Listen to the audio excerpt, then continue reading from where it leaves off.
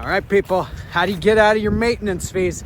That's the big question I always get asked. Gotta love timeshare, but a lot of people don't like the maintenance fees, of course, especially if you can't use it. So forgive me, my girls are at gymnastics. I'm walking around, so you'll get to see the beautiful Franklin, Nashville area.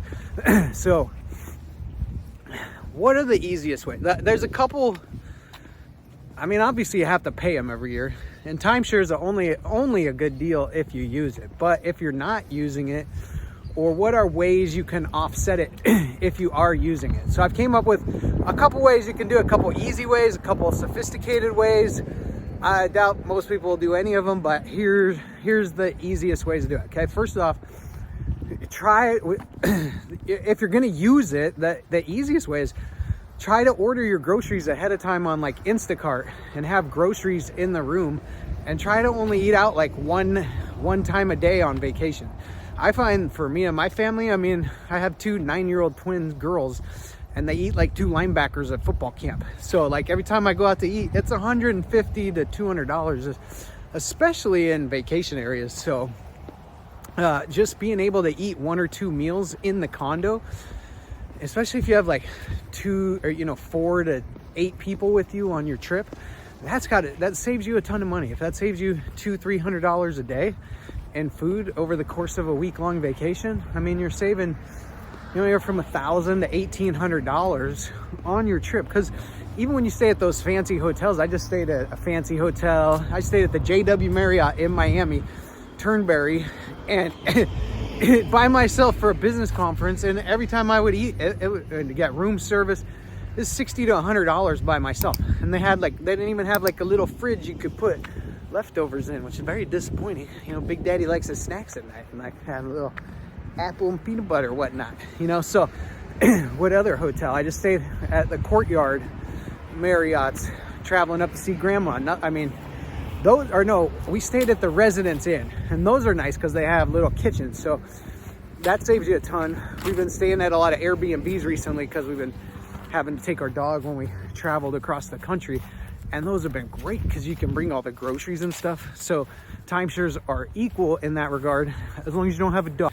There's only like 12 timeshares that don't have that accept pets. So the number one way, the first way, is to use it and then offset your cost that way. That's a huge money savings that I don't think a lot of people do. I don't know if a lot of people just don't cook or whatever, but every time you're going out to eat in a resort type area, which is where all the timeshares are, then wow, that sun's really blinding. Let me try. Okay, let me see if that works. All right, that's the first one. You can barter for things. Like, people don't realize, that might be a little too loud next to the street. Well, I did not think this through. Sorry about that. So you can barter with it. So there's like places on Craigslist. There's even websites now, like you can go and barter for things. Or like say you have stuff you need done around the house, like tile work, painting, electrical work, plumbing work, things like that. You can give people some of your bonus weeks out of your interval or RCI account. Say, hey, how about I give you a week in Hawaii and you retile the kitchen or the bathroom or whatever, because a lot of those weeks are like $2,000 to $3,000, and a lot of those service guys I don't think are that great with money, so they probably never even think to save up enough money to buy a week vacation. But if you give them a week vacation, and it only takes them 2 or 3 days of work, and you give them a week in Cabo San Lucas or Cancun or Las Vegas or wherever, a lot of people will trade for that. So you could trade some of those bonus weeks that you get through RCI or interval to help offset your maintenance costs, or even trade them for your actual week of time. And I mean, don't be afraid to do that. People have been bartering since the beginning of time, and it still works today. So there's websites you can go to. You can go to Craigslist, and they have a barter section, and whatever you want to buy for sale or whatever, you can ask the people, hey, would you trade me for a week of vacation? Or you can give it to friends and family as a holiday gift, saving you however much you would have given them. You can trade. I had a guy, he traded for a car one time. Somebody had not a Mercedes, obviously. It was like a, whatever, a little car for his teenage daughter. He traded for one of his weeks in Hawaii. I've had people trade for a lot of cool stuff. That's why I put in my book, Timeshare Tips and Tricks. One of the ways is to barter with it. So that's one way you can offset your maintenance costs. 3, you can rent it out. Obviously, rental, that's the business I'm in. We only rent out people's points currently for the major developers like Marriott, Wyndham, Hilton, Hyatt. Not Hilton, sorry. Marriott, Lawrence Welk, Worldmark, Wyndham, Diamond. I guess Diamond is Hilton now, but still the Diamond accounts. Because Hilton's way too difficult. They make it way too hard because you can rent it out, but these timeshare companies are making it harder and harder for you to rent it out because they have figured out the ultimate, I don't want to say scam, but they've figured out the ultimate way to make money is for all of us buy these timeshares and something happens, or you want to use it for something else like a cruise or a tour package or whatever. And then what they do is they give you like 60% of your maintenance costs. So if your maintenance cost is like $2,000, they'll give you like $1,500 towards a cruise. And then they take your points and then they rent it out on like Marriott.com. And Marriott makes hundreds of millions of dollars doing this. So does Wyndham, so do they all do it. So they, they don't pretend. I don't know if it just organically happened this way, them trying to give you more options to use with your timeshare, and then they figured out it's a cash cow because they make way more money. Think, you pay for the inventory, you buy the thing, you pay the maintenance on it, then they just give you a percentage of the maintenance back, but then they go make like 4 times your maintenance. I don't know, 4 times, like 1.5 to 5 times your maintenance fee on them renting it out on their sister companies' websites. So that's why they always try to shut the big, mega renters or whatever they call us. Which I never got, because it's not like they're taking any more inventory. It still would have been used by one of the owners there. If you rent out, if a company, say a timeshare rental company or something, try to get that sun out of there. So if you, let me see if I can walk backwards. Well, that's probably not a bright idea. Let's see. Okay, let's see if I can get over here. So I guess I'll walk in the freezing cold shadow.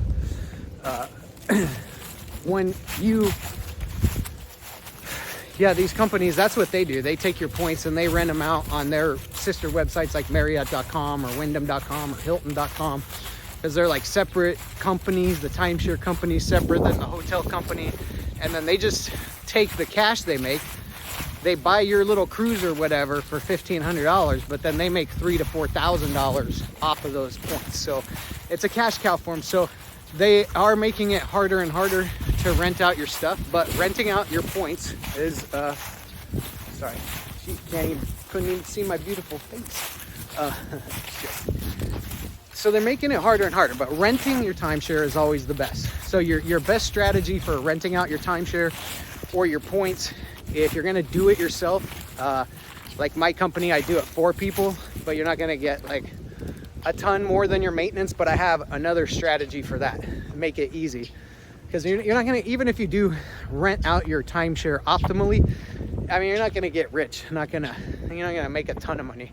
Because most of the places you can rent your timeshare are like redweek.com and Craigslist and the Facebook marketplace and all these people who are just looking for deals anyway. So you're not gonna be able to make a ton over what you paid in maintenance anyways. But your ideal strategy is to book a primetime reservation. Typically has to be like 8 to 12 months in advance. Depends on which timeshare company you own with. So you book like right now, I'm doing this video in November. So I would call like right now and book next Thanksgiving. If you're in a point system, just pick one of your favorite resorts that you like to go to because you know it. So say you own Worldmark, book like Depot Bay or Anaheim for next Thanksgiving. okay? Because the only really reason you can get those dates is if you book it a year in advance, if you've ever tried to book a major holiday with your timeshare points. I mean, unless you know Marriott's pretty good about getting reservations, but they are very expensive. I mean, you're talking probably $45,000 to buy a week a year at the Marriott now, plus $2,200 a week in maintenance costs. So, you know, they are expensive, but it does work the best. It is the best program by far.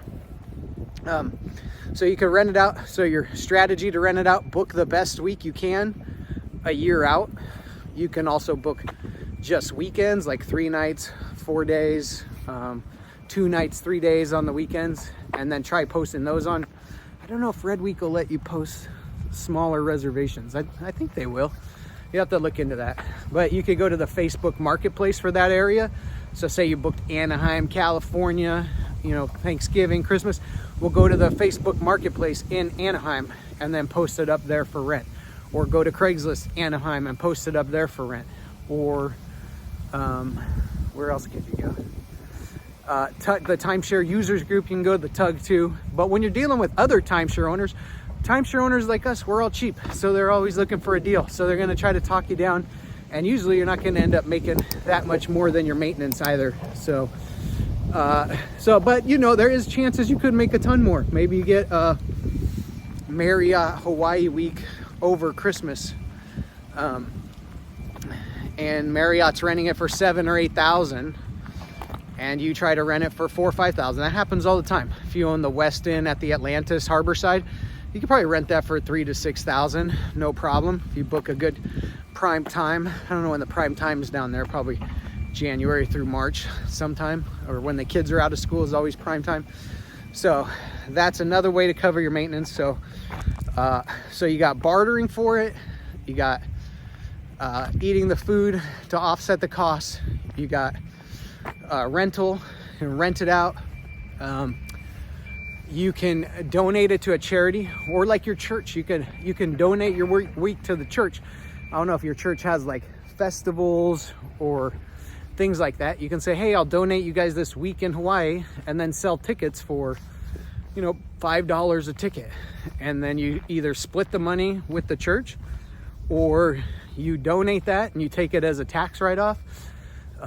Speak to your accountant about that. I'm just some Mexican dude talking about timeshare. So I got 6 credits in junior college. So you might not want to take tax advice from me, but I've read a lot of books on taxes, especially Sandy Botkin, Lower Your Taxes, because I always keep my taxes under 20%, usually under 15%, unless I have a big year or something. But not because I do what I say, I do what these expert guys say. That's all perfectly legal. So, you know, get with your accountant on that part. And there's charities you can donate your timeshare to. There's like a veterans charity you can donate to, and then you give it to them, and I think that they still rent them out. They'll rent them out and, you know, help that charity. You do that. Okay, so you have that option. Okay, so you got charity, rental. Now, my best strategy, save the best for last, is you rent it out. You don't need to, for whatever, for the cost of the maintenance. And if you make over $60,000 a year, you need to do this anyways. I know I've talked to so many people and they all poo-poo this idea, but then they'll call and bitch and complain if their phone bill's like $30 over. Or I have one owner, he like, if we're like short like $10, he'll like spend this time like emailing, calling us, and all kinds of different things, which I understand, of course. Well, I don't know if it's because of that. It just seems like he's like very on top of a small amount of money, or like say has a balance in his account of like a small amount of points that would equal like a couple $100. And he's like spending all this time looking it up and worrying about it. And this guy probably makes $500,000 a year, but that's probably why he's rich, because he watches the pennies. I get that. But my point is, there's other strategies you can do. Like all he would have to do, and I've told him this like 50 times, because he always tries to negotiate the price, and I pay everybody the same. unless I had like some sort of special deal at some point when we first started. But all you gotta do, and if you make over 60 grand a year and your wife makes over 50 grand, you guys are making over 100,000 combined, you are in the worst possible tax position ever. And there's, you know, you always hear those stories. There's like, oh, Donald Trump never paid any taxes, and Jeff Bezos, Amazon never paid any taxes on like $10 billion. That's right, because there's two tax systems. There's one for the rich people called for businesses, and then there's one for us poor people who just work for people. And I figured that out a long time ago, especially the first year I got into timeshare. And I met this older guy, and he's like, no, don't pay your taxes. You just, at the end of the year, when you owe them a bunch of money, you just do an offer and compromise, and you negotiate it down, and then you just pay them like a lump sum. And then my first year I made like $225,000. And I told my accountant about this strategy, and he's like, yeah, well, that guy's an idiot because you owe $40,000 or whatever it was. And I was like, oh, okay. So after that, I read every little book I could and still kept my CPA business attorney or accountant. And if you read those books like Lower Your Taxes, if you read like Rich Dad Poor Dad, if you read, there's two tax systems. There's one for regular people, W-2 wage earners, and there's one for business people, okay? Now, what is it hard to get into business? Everybody thinks if you own a business, it means you gotta like, you know, like own a grocery store or something, or like have a dress shop or whatever, have a plumbing company, when that's not the truth at all. Anything you do to try to make money is considered a business. You can sign up for your college age kids multi-level marketing company, and that's considered a business. You can, you know, so there's about probably 1,000 different multi-level marketing companies you can sign up for. But what you could do is use your timeshare as your little rental business. There's no law on how much money you have to make. I mean, you can only show a loss for like 5 years. Now, of course, all these law changes all the time. Talk to your accountant, do what's best for you and your family or most comfortable. But essentially, anybody can start a business. There's no rules on how much you have to make, but there's a tons of different tax deductions. How do you think these guys make billions of dollars in profit, but then yet still pay no taxes? Because it's all perfectly legal, written into the tax code. So what you do, set up a little LLC, go to like incorporate.com. I'll see if I can have my guy put a link in the description. I think if I put that link, I do get like $20 if you buy a corporation. So just as a heads up, I'll be getting rich off that 20 bucks.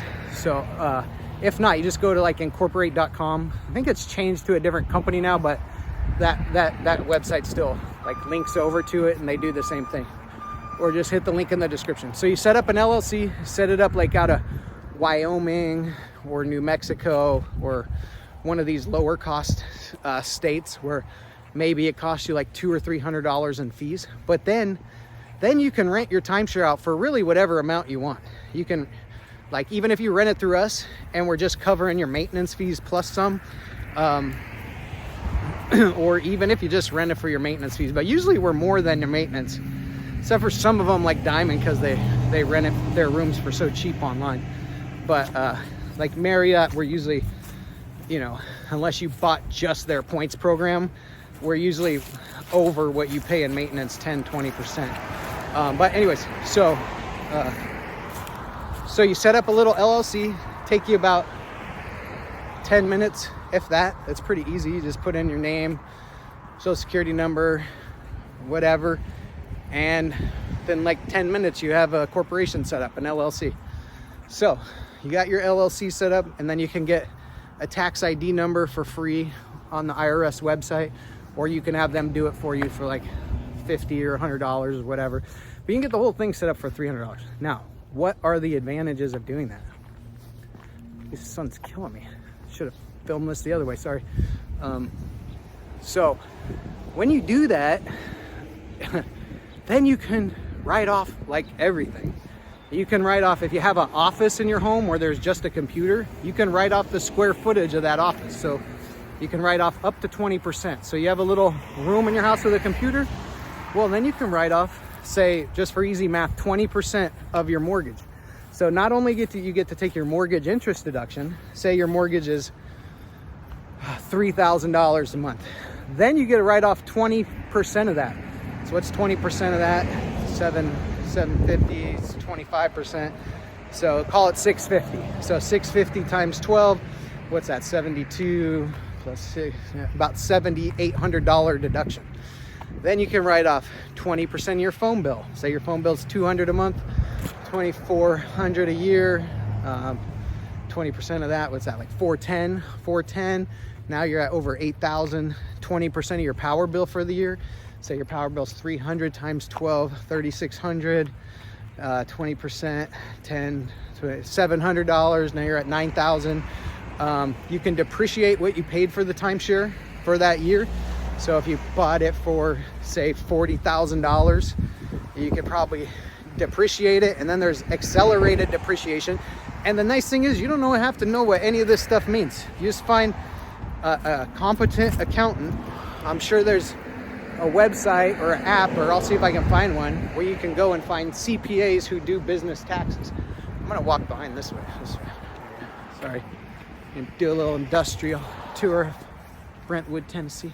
Okay, so you find an accountant, like my business CPA, he charges $300 to do our big S Corp, tons of transactions. Maybe it's $350 now.